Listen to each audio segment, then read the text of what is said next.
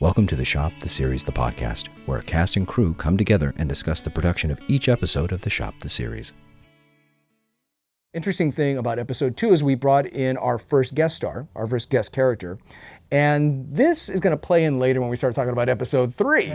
But with episode 2, one of the biggest proponents of this show was Pablo himself, which this is, of course, his shop that we film in. It's an actual retro toy and video game shop. And his girlfriend, who she and I have been in contact on Instagram. We knew each other. We were friends on Instagram. We You DMing his girl? Not DMing. We like a lot of the 3 same. a.m., 4 a.m. I know. Hey, what's up? What are you playing with? No, and I of course I type it on a keyboard. But we liked a lot of the same like political posts. Like we're all kind of in this group. We're all kind of similar in terms of how we view humanity. And I do a lot of dog rescue posts and stuff like that, as all my friends know. Yeah, Sarah McLachlan over here. Right? Yeah. Yes, I have an angel. But she was actually a big proponent of this show, and she wanted to do it. And I'm like, I'll write an episode for her, and I did. But it wasn't. When I wrote the initial 6 episodes, that was like the 5th or 6th episode, 4th, 5th, or 6th episode. It wasn't one of the first 3, and I wanted to shoot them in chronological order. But then I thought, after we shot the pilot, and she was just here helping with everything, I'm like, we got to shoot hers next, because I just want to get her stuff done so she feels like she's more part of the team, and as kind of a reward for just how great she was, you know, being our script supervisor and just doing it all and crafty and helping out wherever she could. And she said she would.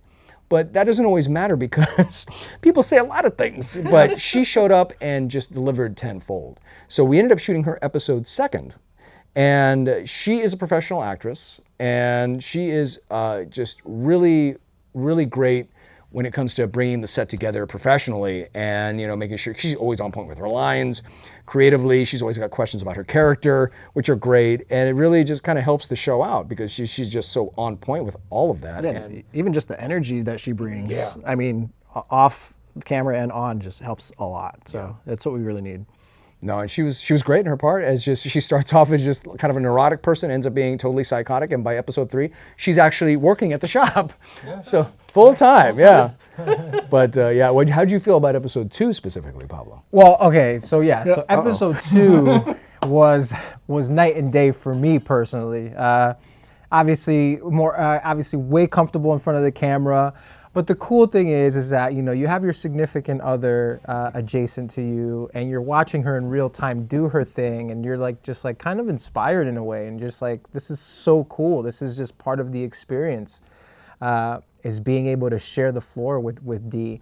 And I learned from her a lot from her. She's great at what she does. Like you guys, she also comes from the theater. Oddly enough, I don't really think I've ever seen her on the stage. Maybe I have, maybe once, but it was more of like a passion, smaller project as opposed to like what she's done in the past, which is bigger production and all that good stuff. But I know she comes from the theater, and you know, she's great at what she does. But we practice our lines together. She's coaching me, I'm coaching her. Even at home when she has to do an audition for like a commercial or a show, I'll help read parallel to her, and That's the best thing anybody could have. Dude, for real. And she actually booked a show. She booked a show recently, which I think she films next Wednesday. Or tomorrow. Sorry, yeah, that's tomorrow's Wednesday. Yeah. This is last week that this happened. But we you know, I'm happy for what she's doing, and I'm happy that she's here. And the second episode was awesome. I mean, we were, all of us, we felt a lot more comfortable. At least, I mean, I'm speaking for myself, but I could just see the flow was way better. The connection was way better. Less takes, a lot more laughing, and just Ty saying, hey, you know what, just play with it. And when you hear that, it means that he has confidence. I knew it was going to be a look. That's not how they got their parts, okay? Well, for the most part. But when you hear that from like a director, you can like, you know, he has confidence in the actors, and he's just like, okay, he knows. Have a good time. We're in good hands, and we can just be comfortable, and that's what I felt with the second episode, and you know, I loved it. You know, I'm still loving it, but the second episode for me was just awesome. You guys improv'd a lot of lines too in that one. Like there's a whole sequence that was just, it went a completely different route because of something one of the actors said, and we went with it, and we wrote it till the end. and it changed the trajectory of the episode.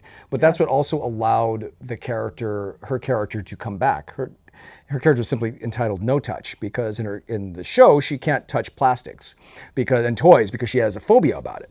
But we cure her of that by the end, in a way, and the boys do. And it's interesting how it plays into how episode 3 comes about. And we'll talk about that in the next podcast episode. But Todd, how'd you feel about episode 2?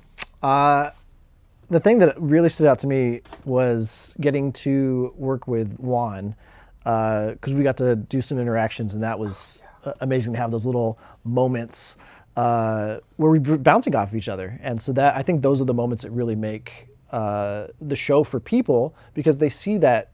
I love the word connection. It's one of my favorite things I'll say 20 times, kind of like Kismet.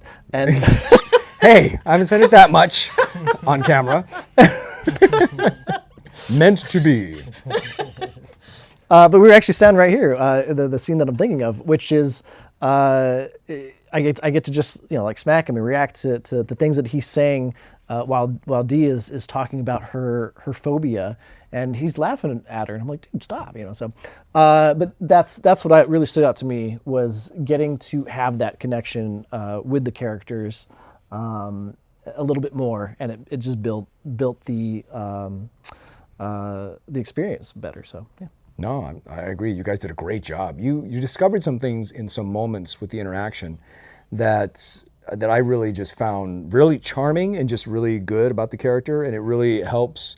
Whenever you guys do that, I find that when I write next, or I can add to existing scripts, I add certain nuances and certain moments that help with the story. Yeah. Because this is character driven. This is plot driven, but it's also very character driven, because the characters are what make it funny. The plot, yeah, you have some gags, but at the same time, it's the way you guys go about achieving those gags that makes all the difference in the world. And so for Chris, how did you feel? What was your experience in the second episode? I think for me, it's a lot more comfortable now that I'm familiar with the environment and the experience of working with everyone already, and knowing, because when you learn filming, you learn like the standard rules of film techniques and settings and all that stuff. Because you went to film school. You did go to film school. Yeah. And then, but it's always different when it's always like hands-on, like when you're actually doing it, because everyone's body movement is different. Like my first mentor, like, he's able to like hold the camera so smooth to the point like it looks like a stabilized gimbal, which is we get that little smooth shot. But now, like, knowing exactly like what the director Ty wants, like now I know like, okay, this is the type of movement he likes. So now I feel more comfortable, because we had those trial and errors on the first episode. Now I feel like I don't do as much on the second and the next episode and the future episodes coming soon, just because I have that experience. I'm like, okay, I understand his workflow now, and because this is the first time we've worked together on this, like you said, like on any project, on any project when it comes to filming, because we worked well together at our old establishment. Oh yeah, but we were homies. Yeah, but it's different. But it's different. Yeah, it's different. Like, we've done that for years, but like this is an entirely different field. And now, on the second episode, I was like, okay, I feel more comfortable, and I got to test out a new rig. Yes, exactly. Which he got for this. I mean, let's not beat around the bush. I picked up new sound because we're gearheads, so we love being able to be more efficient with our gear. And that's another thing. Like, on the live events, I don't get to use everything. Like, just because, like I said, it's live events. You can't. It's a lot of things are not planned well. Again, there's so many different sources. Fly by the seat of your pants. Yeah. Like, whether it's like, you're doing too much at once, or the event that's organizing it is not on schedule. And trust me, bro, so many times, oh my God, I wanted to kill someone. But here it's a lot more organized. Hey, we run well here, okay? It's a tight ship, but it's good. But here, like, I bring the majority of my equipment here, and again, not to say like having a lot of equipment makes you a professional. It's just all of these are tools, and it's just like, at this moment I can use this. So like on the second episode, I used 2 different lenses that I never get to use, and they were perfect for that episode. And same with the following the next episodes, there were other lenses I rarely get to use, and they came into great use for today's specific for those episodes. No, it's true. And I remember in the first episode, going back to the first episode, when we were going to get interstitials, or just shots to cut away from the actors to make it seem like time has passed. You looked at me, you go, can we use the gimbal? I go, do you want to use the I gimbal? would love to use and the I go, gimbal. then let's use the gimbal. And then from then on, that's how we get all of our interstitials. There was also that one where we did that outside shot, focus into the glass, and you asked me if I had this filter. I'm like, I don't have this filter. But then I'm like, wait, the polarizing filter. Basically shooting through glass, it's difficult. Like a windshield. But, yeah, You have a lot of reflections. the trick that we did was technically putting 2 shots in one, doing the You can fake things through whips. yeah. We're not going to tell you where we do it, but Yeah. just to know that every But once in a while. it was super smooth. I was like waiting for it, and that's another thing. Like again, Ty is doing all the editing, and thank you for Ty for that, because I love editing. I love editing my stuff, but that's another thing is like I can edit, but I don't know what he wants, and ultimately it's his vision, so he knows what to look for, where to put what in what section. I could understand that language that only me and him have when it comes to the behind the scenes and the editing. So I'm like, okay, for this part, this will be easier for him if we do it like this. And I'm assuming it's helping him in the editing It helped from the process. first episode because that helped us with a lot of the indoor-outdoor stuff that kind of was happening at the same time. He was able to, he's like, we can fake this later and do this and that. I'm like, okay, let's do it then. That wasn't my design, that was technically his. Because I had the basic idea of whip panning and zooming through glass, but there are a lot of other fundamental problems that you don't realize when it comes to glare and then It's all the temp- technicality the that temperature most, of the glass most and all people that. don't But pay attention to. he just quickly like, well, we can do this and do this and this. And I'm like, I leave it in your hands. And that's the great thing that helps you be better in general, is to be able to hand off to your crew, to be able to hand off to your cast, and just let them do their thing so you don't have to worry about it and you know they're safe. Like, I know that his shots will be in focus. I know that doesn't sound like a lot, but it really is. Oh, And no. I'm telling when you, I got this- a phone call in the middle of 3 a.m. about a shot that went out of focus for like 30 seconds, I'm just like, Not for this show. We Not didn't do for that this on this show. show. This is for something else completely unrelated. Something else that I think I don't have to But- ever go back to ever again. But he But- gives oh you my that God. fear, though. It's just that makes you anxiety of hyper-aware. like, why are you calling me this late in the night? Like, Right. what- It's what- 3 a.m. Nothing's gonna help, dude. You're just gonna yell at me? Come on, It's man. like on what's that? How I Met Your Mother. Nothing good ever happens after 2 a.m. Yeah, that's right. You get a call, which is going to take us to episode 3 in the podcast, because that's kind of how the next episode will start. But I think we had a great time shooting episode 2 because everyone was more comfortable. I could feel you as the actors were more comfortable and really getting enthusiastic about it. And that's why some of the actors were able to improv certain things and kind of make it their own, which is sad in a way, which we'll explain in the next episode. But is there anything else you guys want to add about I think that's episode 2? also kind of fun because like